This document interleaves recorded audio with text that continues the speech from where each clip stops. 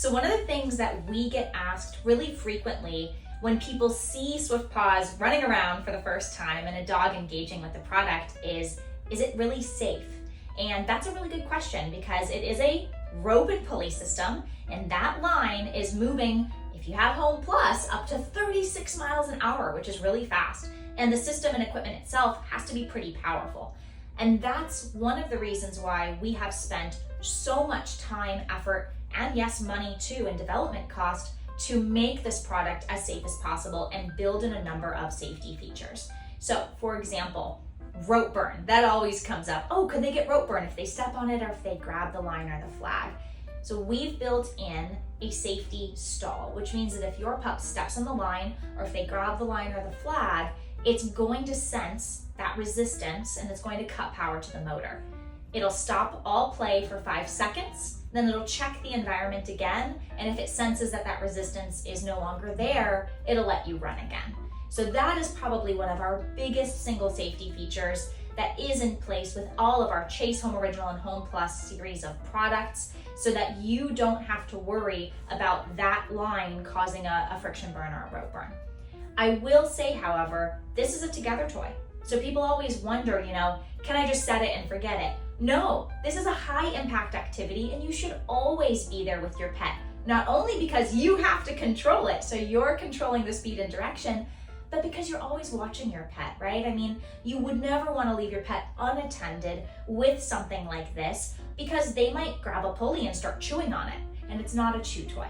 Even though we try to make everything as safe as possible, this is a together toy. This is something that you should be playing with your dog and engaging with them, and of course, always looking out for their safety too. As far as entanglement goes, there is a line. It is in a continuous loop. Absolutely, your pup could get in there and start turning around and twist themselves up in the line. And that is why we do a couple of things. For one, all of our pulleys, and including the machine itself, are anchored via tethers. The tethers are really important. That allows the entire system to move and give and flex. So that reduces the risk of entanglement. If your pup crosses over the line, it'll move out of the way, and then it'll snap back into position once they're clear. If they do get tangled up, another safety factor is that our equipment, especially our Home Series equipment, runs on extremely lightweight tension. So it is not, people consider it a wire. It is nowhere close to being a wire, right? It is a very flexible, very lightweight piece of braided nylon rope. And ultimately, and the last safety feature here is that rope, which is not special to us, this is just braided nylon Mason line like you could get at the hardware store. This is number 18 line, and it is a lot lighter weight than what is traditionally used in full lure coursing sport. Those fields can be 10, 20 acres big, and they're running thousands of feet of line. This line would break under that much tension. So this line has a breaking tensile strength of around 150 pounds, which means that ultimately it will break under an extreme amount of force or under too much force. And that is also by design. So what are the takeaways here? We have really done our best to make this product as safe as it can possibly be for your pet. We also really encourage you to dig in and learn as much as you can about the product and setting it up and using it safely. And then of course, always play with your dog. That way, when you're out there, if something does happen and they do get tangled up, you can either cut the line or you can open up a pulley and pull the string off and they'll be free again, right? We should always be playing together with our pups. So rope burn and those types of concerns, not such a big deal. We do have that safety stall and those built-in features to ensure that that is safe play. But of course, like any type of high intensity activity, if you have questions or concerns of if your pup is even fit enough to do it, you should talk with your veterinarian. They're going to know you and your pet best, and if they're fit enough and healthy enough to undertake this type of activity. It is a high impact activity like any chasing activity, chasing after a frisbee, chasing after a tennis ball.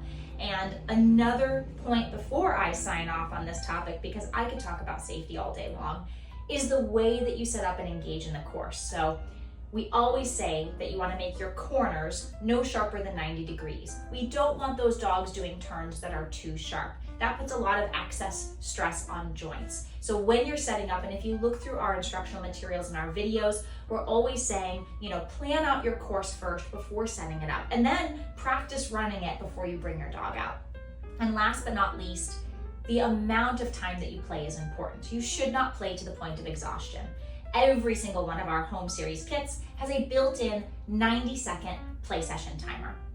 Once the play session is over, we really encourage you to look at your dog and see, do they need a break? Do they need some water? Should they take a rest? And we also recommend about 2 play sessions or no more than 2 play sessions per dog per day.